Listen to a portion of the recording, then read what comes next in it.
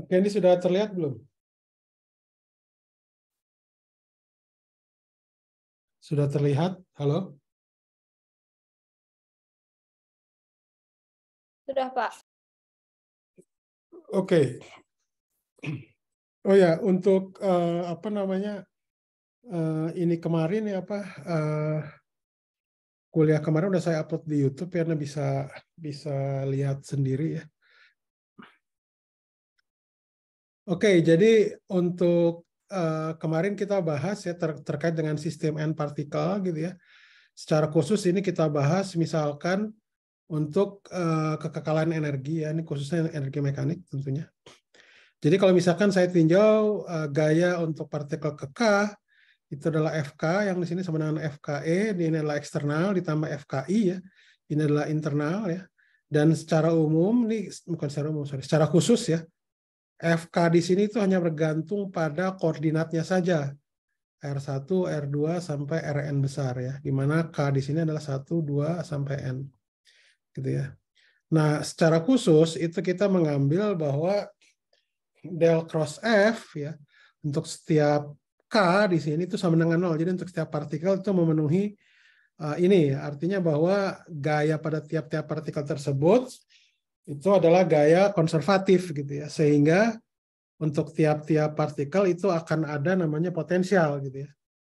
Potensial yang berasal interaksi dari antar partikel ya, kecuali interaksi diri gitu ya. Nah, kemarin udah kita turunkan bahwa kalau dari apa namanya hukum 2 Newton ya di persamaan 84.1 ini ya bahwa turunan MK kali R double dot K itu sama dengan FK gitu ya. Di mana FK di sini itu bisa saya nyatakan sebagai turunan atau gradien dari potensial. Ya. Nah, jadi kalau saya kalikan, saya dotkan dengan istilahnya dengan V gitu ya. Kemudian ya sebelah kanan saya dotkan dengan V, sebelah kiri saja dengan V, maka akan saya dapatkan ini persamaan 8.43A. Oke. Tentunya setelah menggunakan 8.42. Kemudian kalau ini kan untuk masing-masing partikel. Nah, kalau untuk banyak partikel ini saya jumlahkan saja semuanya. Ya, dapat nanti 8.43B. Nah, jumlahan dari semua energi kinetik itu kita sebut aja adalah energi kinetik sistem, itu di persamaan 8.44 ya. Kemudian kalau yang sebelah suku keduanya, jadi ini adalah dari suku pertama yang ini ke sini gitu ya. Sedangkan yang ini adalah ke sini. Oke. Jadi ini saya dapatkan bahwa yang suku ini adalah turunan dari dV per dt. Oke. Jadi dengan demikian kalau saya gabungkan semuanya itu ternyata turunan D per dt dari K plus V itu sama dengan 0. Artinya bahwa K plus V itu adalah konstan dan K plus V di sini itu tidak lain adalah energi kan. Jadi ini adalah energi mekanik sistem. Ya, dia konstan dan memang karena kita mengasumsikan bahwa gayanya itu adalah bersifat konservatif. Oke. Untuk setiap partikel. Oke, misalkan tadi kan terkait dengan gaya eksternal gitu ya. Nah, sekarang kalau misalkan gaya internalnya gimana? Kalau gaya internalnya itu misalkan ya, ini adalah apa namanya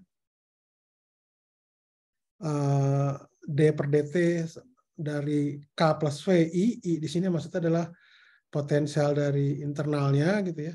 Itu akan sama dengan jumlahan dari FKE dot R dot K gitu ya. Jadi FE di sini itu adalah apa namanya gaya eksternal gitu untuk setiap sistem gitu ya. Nah, jadi ini kita tinjau secara umum. Nah, FI di sini kita tahu ya dari sebelumnya bahwa untuk setiap partikel itu dia punya fungsi dari RKL gitu. Jadi RKL itu adalah RK dikurang RL. di mana K di situ tidak sama dengan L. Oke. Ini secara umum. Kemudian jadi kalau untuk setiap K, ya, jadi kalau nanti ini untuk saya jumlahkan, ya, dari K 1 sampai N besar dan L sama dengan 1 sampai K min 1, ya, yang FIKL nih jadi adalah VI di sini gitu ya. Jadi apa namanya potensialnya ini itu bisa saya dapatkan ya 8.49 ini intinya gitu. Oke. Kemudian berikutnya itu adalah kalau tadi kita membahas terkait dengan apa namanya sistem n partikel yang di mana n partikelnya di sini itu masanya adalah konstan gitu ya. Nah sekarang bagaimana kalau itu tidak konstan? Nah itu adalah gerak roket. Jadi gerak roket itu intinya adalah bahwa ketika roket itu bergerak dia mengeluarkan bahan bakar gitu ya. Jadi ini Anda bisa lihat di sini. Kalau untuk P awalnya itu hanya roket saja. Jadi ketika roket itu bergerak ya, jadi ini awalnya yang 85.8.51 ya 851. Jadi ini adalah awalnya momentum dari roket itu bergerak. Nah, roket itu bergerak pada T plus dt dia mengeluarkan bahan bakar gitu ya. Bahan bakar sejumlah dm. Ya. Jadi dm di sini dia lebih kecil dari 0 ya. Karena masa akhir dikurangi masa awal gitu. Karena masa akhirnya itu kan lebih kecil dari masa awal sehingga dia negatif, maka di sini ada tanda negatif di sini gitu ya. Dan kecepatan roketnya ya itu apa namanya berubah ya dari V menjadi V plus dV gitu. Kemudian ini ya ini adalah kecepatan apa namanya buang bahan bakar ya itu relatif terhadap roketnya. Jadi ini adalah V plus dV. Gitu. Maaf, V plus DU, maaf. Yang V plus dV itu adalah yang ini. Nah, jadi kalau saya kurangin, ya dP di sini, P plus P fungsi T plus DT dikurangi PT, itu tidak lain sama dengan MdV dikurangi UdM. Gitu ya.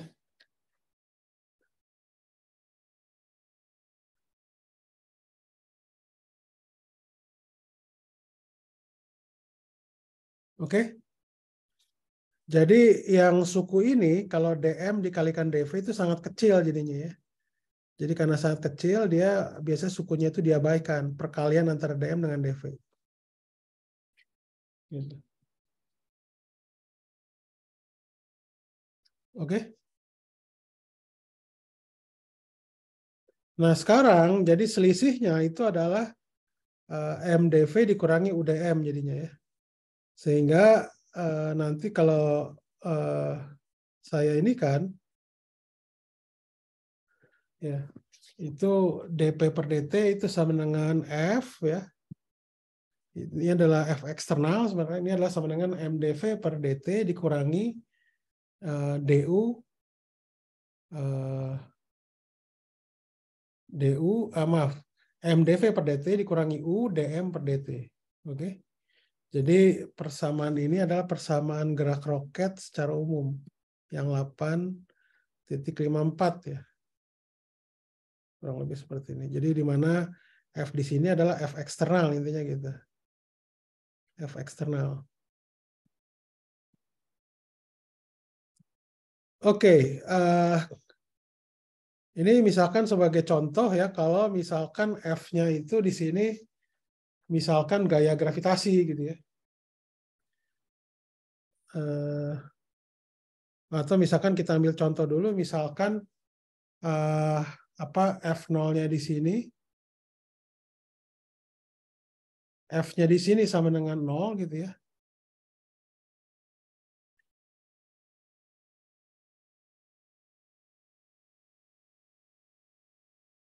Jadi kalau misalkan ini, jadi kalau misalkan di sini ya kalau roket, jadi itu adalah gaya F0 yang dibutuhkan agar supaya roket itu stasioner gitu ya. F0 di sini gitu ya. Jadi F0 di sini itu adalah ketika dV per dt sama dengan 0 ya. Dan gayanya F di sini itu jadi 0. Jadi tapi istilahnya apa namanya? Di sini menjadi F0 lah gitu ya. Nah, jadi F0 di sini itu sama dengan minus U dm per dt. Gitu. Ini adalah gaya dorong istilahnya gitu. Nah, kemudian kalau misalkan kita tinjau aja misalkan ya, ini adalah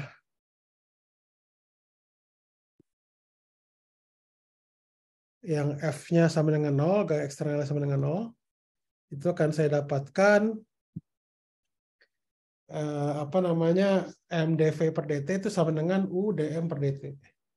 Gitu. Nah, di sini Anda bisa integrasikan ya dm itu di sini. Ya, jadi dm di sini.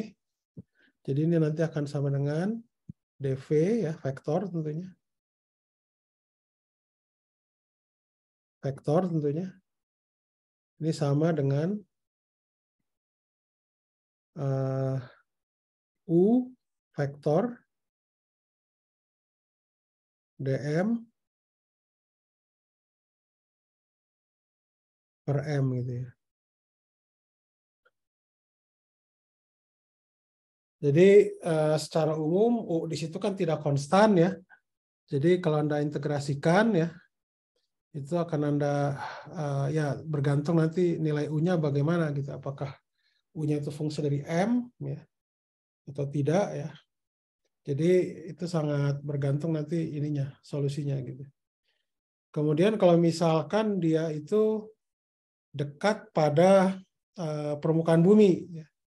Jadi F-nya di sini itu sama dengan mg. Ya. Jadi kalau F-nya sama dengan mg, itu saya dapatkan seperti ini. Ya. Jadi U-nya di sini itu adalah konstan, ya, tidak bergantung pada T. Ya. Sehingga bisa saya keluarkan integralnya. Dan G-nya juga konstan. Gitu ya. Sehingga saya dapatkan, kalau saya integrasikan, dV itu dari V0 sampai V, yaitu hasilnya 8,60 ya. V sama dengan V0 dikurangi U log M0 per M tambah GT. Gitu. Jadi kalau kita asumsikan T sama dengan 0, V0-nya sama dengan 0, ya. Jadi kalau kita T sama dengan 0, V0-nya itu sama dengan 0, ya, jadi bisa dikatakan gaya U di sini, kecepatan U di sini itu dia berlawanan ya dengan arah V gitu ya. Sehingga nanti kalau seperti itu bisa kita dapatkan V sebagai hasil akhirnya kalau tanpa vektor itu adalah V sama dengan U log M0 per M dikurangi GT. Gitu. Itu adalah gerak roket gitu ya. Sampai sini udah pertanyaan nggak? Pertanyaan?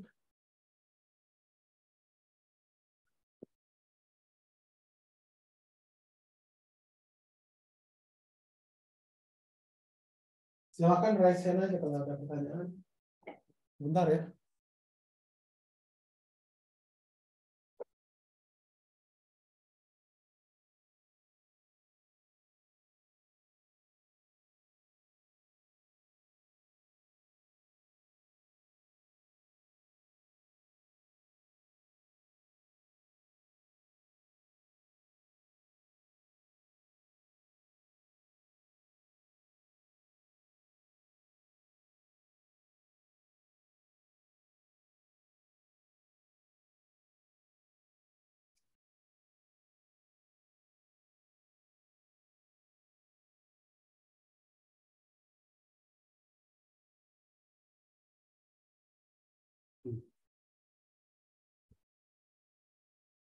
Ada pertanyaan nggak? Kalau tidak ada, kita lanjutkan. Oke, berikutnya itu adalah tumbukan elastik dan hukum kekalan dan hukum kekekalan gitu ya. Jadi kalau dikatakan kita udah tahu bahwa tumbukan elastik itu adalah P akhir sama dengan P awal atau P awal sama dengan P akhir ya. Dan energi kinetiknya awal dan akhirnya itu sama.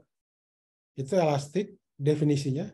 Kalau tak elastik itu berarti apa? Anda lihat di sini itu berarti antara energi kinetik awal dan akhirnya itu tidak sama ya. Selisihnya itu dia tidak nol. Artinya itu ada kalor yang dibutuhkan atau ada kalor yang keluar gitu ya. Nah, secara umum sebenarnya kalau namanya tumbukan itu dia bersifat tidak elastik gitu ya. Jadi sangat-sangat jarang kita mendapatkan tumbukan yang elastik lah gitu ya. Jadi itu adalah kasus yang ideal sebenarnya tumbukan elastik gitu ya. Energi kinetik awal dan akhirnya sama. Kalau secara umum di alam ini ya itu tumbukannya tak elastik gitu ya di laboratorium biasanya. Gitu. Nah ini contoh misalkan untuk ada apa istilahnya dua partikel gitu ya. Ntar gambar 8.5. Di sini ada nggak? Kayaknya nggak ada ya. 8.5. Oke. Mungkin Anda bisa lihat buku areanya gitu ya. Jadi misalkan kalau ini adalah yang awal gitu ya, kalau dari data-datanya. Jadi biasanya ini adalah apa namanya, ini ada partikel di sini. Misalkan V1 gitu dia bergerak ke sana. Ini V1. Kemudian biasanya di sini ada partikel 2 yang diam awalnya. Ini awalnya seperti ini diam dia. Ini adalah M1. Gitu. Kemudian ketika dia itu apa namanya bertumbukan gitu ya. Bertumbukan itu apa namanya ada akhirnya dia bergerak lah gitu. Itu awalnya. Jadi M1V1F dengan P2F itu adalah M2VF apa M2V2F gitu ya. Jadi masih berbeda. Nah, tentunya energi kinetik awalnya untuk yang satu adalah setengah M1V1I kuadrat, K2I-nya 0 ya. K1F-nya itu adalah sama dengan setengah M1 MV1F kuadrat, K2F itu adalah setengah M2V2F kuadrat. Gitu. Nah, jadi kalau dari sini biasanya nanti ini gambarnya itu nanti biasanya yang partikel pertama gitu ya. Ini misalkan partikel kedua yang ini.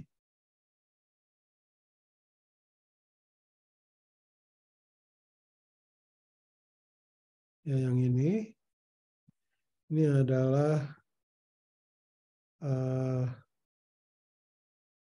P1F ya, yang ini.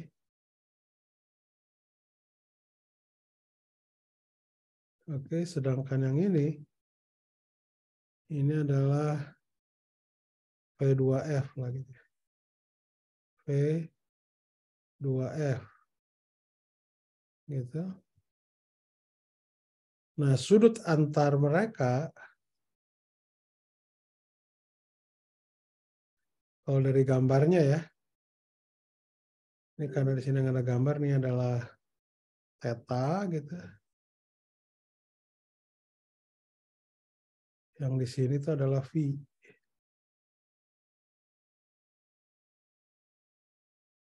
Kalau dari gambarnya seperti ini. Ya. Jadi kalau dari gambarnya dia awalnya satu garis, kemudian dia terhambur gitu, membentuk dua sudut. Ya, dan diasumsikan ini apa namanya tumbukannya elastik ya. Taunya dari mana elastik?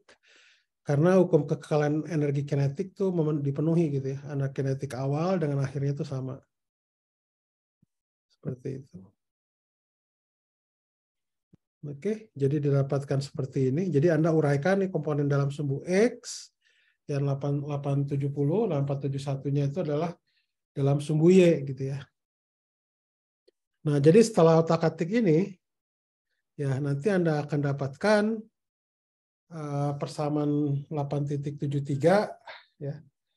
Kemudian setelah memasukkan hukum kekalahan energi kinetik yang 8.72, itu akan saya dapatkan V2F kuadrat itu sama dengan M1 per M2 dikali V1I kuadrat dikurangi V1F kuadrat.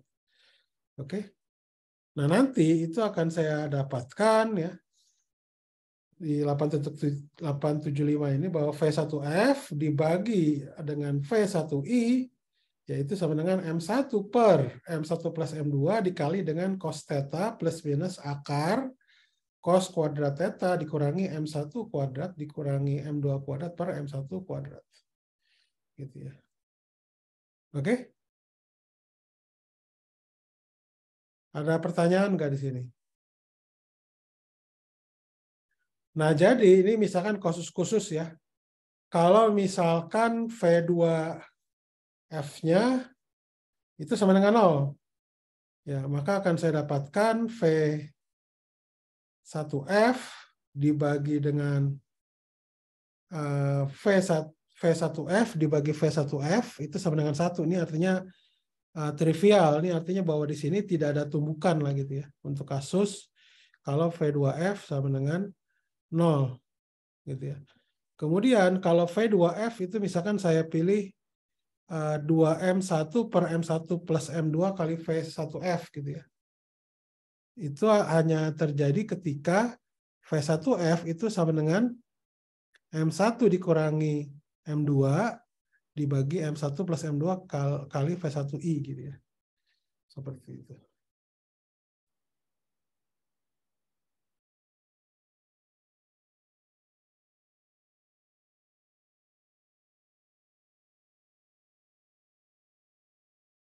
Oke, ada pertanyaan nggak?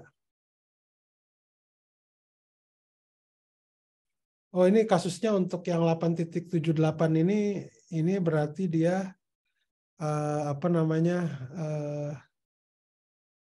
Jadi kalau untuk yang 877 itu adalah no collision, tidak ada tumbukan. Kalau yang ini yang V2F sama dengan yang 8.78 dengan 8.79 itu adalah apa namanya? Tumbukannya itu menjadi satu dimensi gitu ya. Untuk kasus 878 dengan 879 gitu ya. Oke. Nah, jadi kalau misalkan kita ambil M1 sama dengan M2 ya berarti V1 itu sama dengan 0. V1F itu sama dengan 0. Yang adalah di 879. Artinya nih apa? Bahwa apa istilahnya partikel pertama itu datang ya itu langsung menyerap memberikan semua momentumnya ke benda dua yang diam gitu. Dia bergerak. Makanya nih V2F itu didapatkan sama dengan V1I gitu ya. Kemudian kalau dia itu M1-nya itu sangat kecil, sangat jauh lebih kecil dibandingkan dengan M2 ya, itu Anda lihat di sini yang 881 ya, V1F itu sama dengan minus V1I. Artinya apa? Bahwa ketika M1 bertumbuk dengan benda yang sangat berat ya, dia akan balik lagi. Jadi istilahnya ya reflected back ya, akan terbalik lagi. Terus V2F itu kecenderungannya 0. Jadi benda-benda yang bermassa besar itu kecenderungan bergeraknya sangat susah gitu ya. Jadi juga sama, badan kita juga kalau makin gemuk itu juga makin sulit gitu. Kemudian kalau M1-nya itu jauh lebih besar daripada M2, itu apa yang terjadi ya? Jadi V1F itu sama dengan V1I gitu ya. Jadi apa namanya benda pertama kecepatannya antara awal dan akhirnya sama. Ya, kemudian apa namanya V2F kecepatan akhir benda kedua itu sama dengan 2 kali dari V1I gitu ya. Jadi apa namanya, ini artinya bahwa partikel datang itu tetap aja dia bergerak ya, seperti tidak terjadi apa-apa gitu ya. Seperti itu. Oke, ini bisa Anda bahas lagi ya nanti.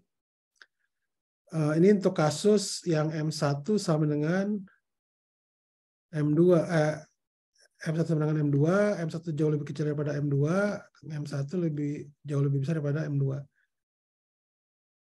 Kemudian kalau untuk kasus B ya, misalkan M1 lebih besar daripada M2. Ini artinya bahwa cos kuadrat theta itu lebih besar atau sama dengan M1 kuadrat dikurangi M2 kuadrat ya, dibagi M1 kuadrat. Oke. Nah, karena apa istilahnya theta ini kan harus lebih kecil ya, cos kuadrat apa istilahnya jadi cos kuadrat theta itu kan nilainya antara 0 dan 1 kan, kuadrat ya. Jadi bisa dikatakan apa namanya, kalau seperti ini ya itu artinya kita menyimpulkan bahwa apa namanya, tetanya di sini itu di antara 0 sampai pi per 2 gitu. Jadi sudutnya itu antara 0 sampai 90 saja gitu ya. Seperti itu.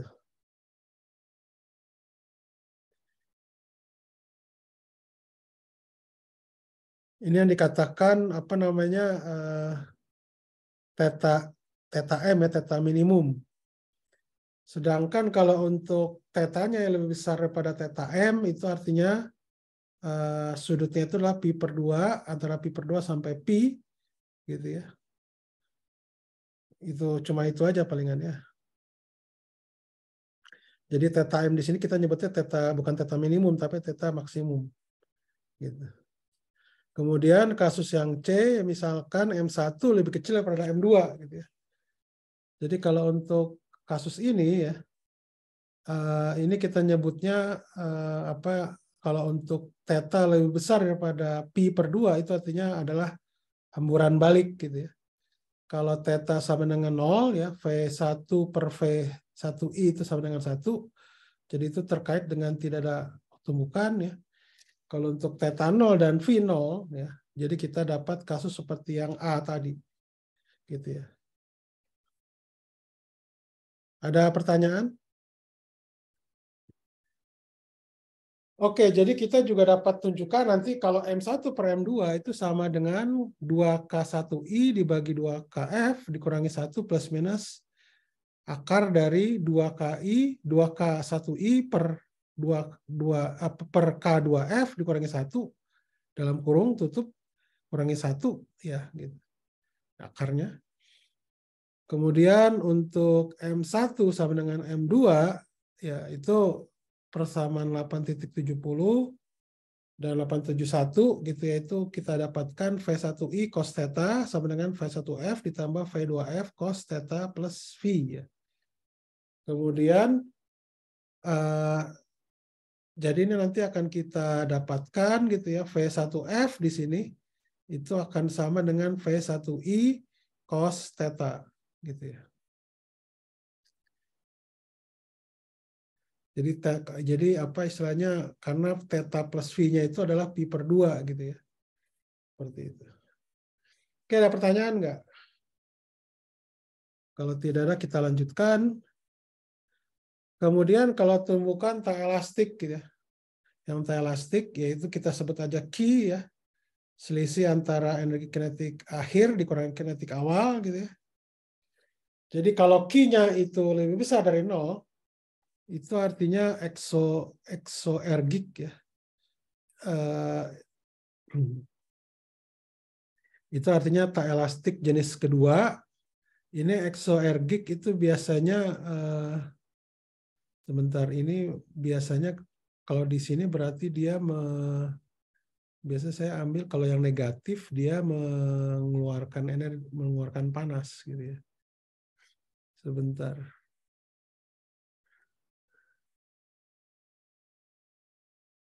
Oh ya betul, berarti kalau yang exoergic di sini yang Q-nya itu lebih besar dari 0, sebetulnya exoergic itu artinya ini dia melepaskan apa namanya energi.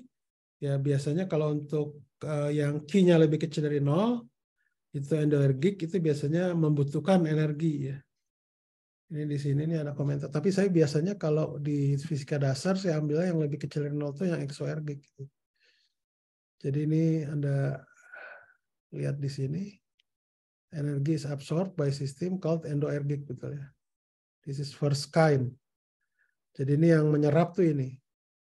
Sedangkan yang atas itu adalah dia sifatnya mengeluarkan gitu ya. Sedangkan kalau untuk Q sama dengan 0 itu artinya tumbukannya tumbukan elastik. Cuma itu aja. Oke, ya ini seperti tadi ya, cuma ditambahkan ada Q di sini. Ya. Tentunya perhitungannya jadi sedikit lebih rumit gitu ya. Jadi nanti dari 8.93 sampai 895 gitu ya. Dan juga itu akan Anda dapatkan 893 dan 94 itu Anda dapatkan 8.96. Kemudian 8.95 dan 8.96 gitu ya. Itu akan Anda dapatkan hubungan antara Q di sini itu dengan K3, K1 dan cos theta gitu ya, theta 3 gitu ya.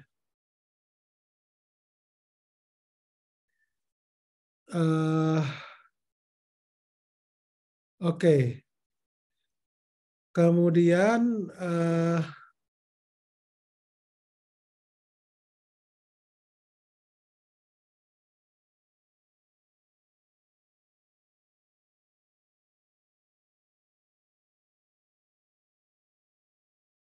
jadi ada yang disebut namanya threshold, itu adalah batas gitu ya, batas energi itu ya, itu memenuhi apa namanya K1 threshold itu sama dengan 1 tambah M1 per M2 kali Q mutlak ya.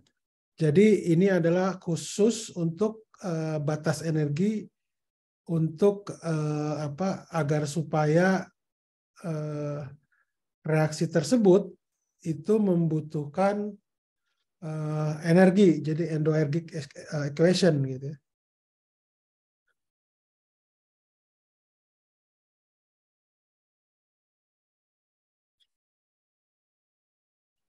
Oke. Nah, ini sebenarnya untuk konvensi restitusi ya itu Anda bisa baca sendiri, tapi saya tidak menggunakan ini. Kita hanya menggunakan kasusnya itu adalah hukum kekalian momentum linear dan hukum kekalian energi ini yang 8.91 ya. Gitu. Oke, selanjutnya kita lihat untuk kasus ini, two-body problem itu adalah pusat masalah dua benda gitu ya. Itu terkait dengan sistem pusat massa biasanya. Jadi kalau ada misalkan ya, Anda bayangkan itu ada dua partikel ya yang berjarak ada posisinya R1 dan R2 gitu ya terhadap titik O di sini. Ya. Jadi F1 dan F2 yaitu adalah gaya-gaya eksternal yang bekerja pada M1 dan M2 gitu ya. Sedangkan VI12 itu adalah gaya internal yang bekerja pada M1 karena adanya M2. Sedangkan FI21 itu adalah gaya internal yang bekerja pada M2 akibat M1 gitu ya. Jadi 8.105 itu adalah hukum 3 Newton terkait dengan aksi reaksi. Nah, jadi kalau kita lihat, kita tinjau total gayanya ya. Karena F12 itu sama dengan minus F21. Ya. Jadi secara total yang bekerja pada sistem dua benda tersebut itu cuma gaya eksternalnya saja gitu ya. Seperti itu. Ini 8.107 dan 8.108 itu masing dinamika pada partikel pertama dan kedua ya. Nah, jadi kalau kita lihat dari apa istilahnya ini pusat massa gitu ya, dari ini sebelumnya. Jadi pusat massa itu di sini adalah didefinisikan yang 8.09 ya. Jadi kalau R1 itu saya nyatakan dengan titik pusat massa, itu sama dengan R1 sama dengan R ditambah M2 per M1 plus M2 kali R gitu ya. Kemudian kalau R2 di sini, itu adalah sama dengan R dikurangi M1 per M1 plus M2 kali R.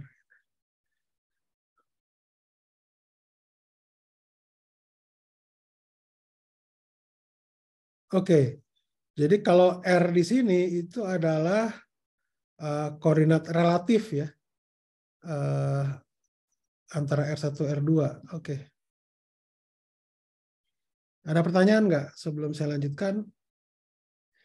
Nah, jadi kalau 8107 saya jumlahkan dengan 8108 ya. Jadi dengan menggunakan apa istilahnya definisi 8.109 itu akan saya dapatkan 8.113. Ya, jadi ini adalah tidak lain posisi percepatan pusat massa dikali dengan massa total itu sama dengan F gitu ya. Seperti itu. Oke, ada pertanyaan nggak sejauh ini?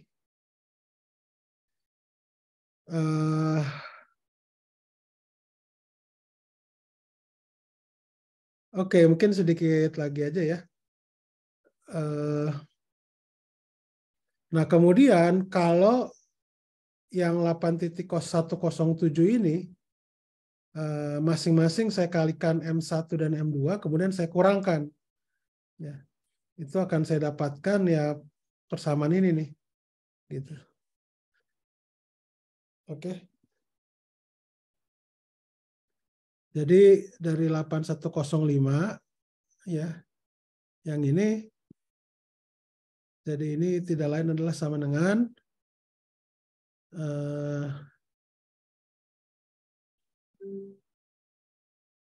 M1 kali M2 R1 double dot dikurangi R2 double dot itu sama dengan M1 kali M2 kali F1E eksternal gitu dibagi M1 dikurangi F2 eksternal dibagi M2 ditambah M1 plus M2 kali F gitu, di mana F kecil di sini itu sama dengan yang ini.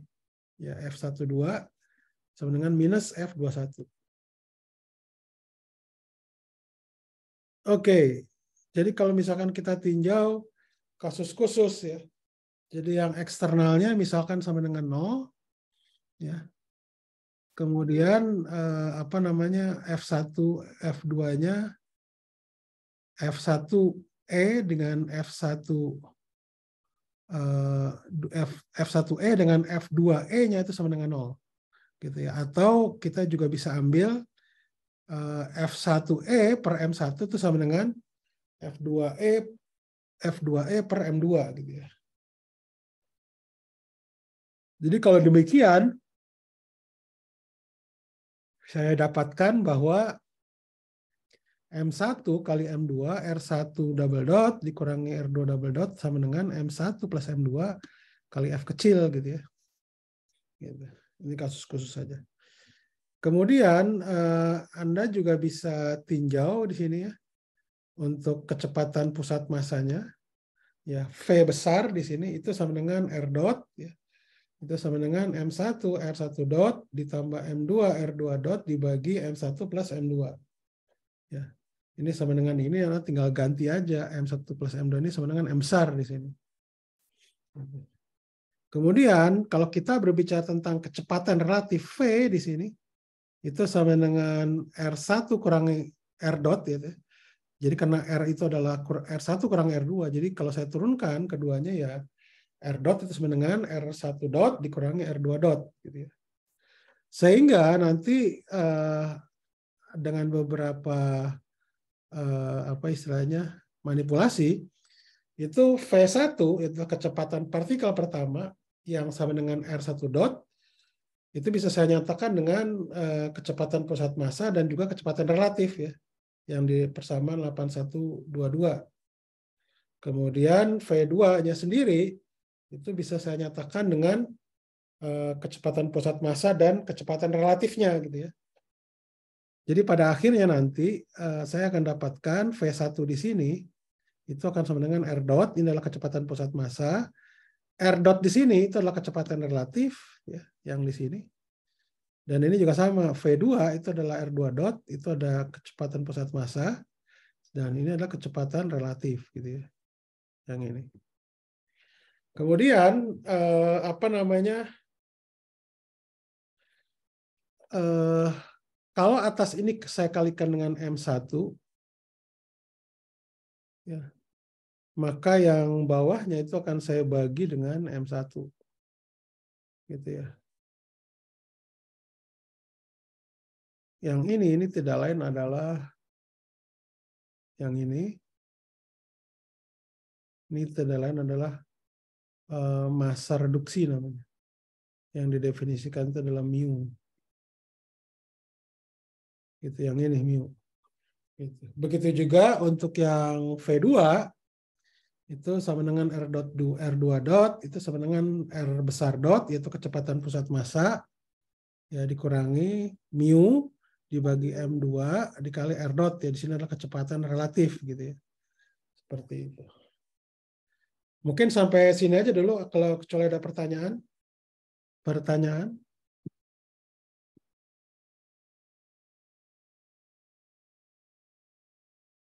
Oke, kalau tidak ada cukup kali ya.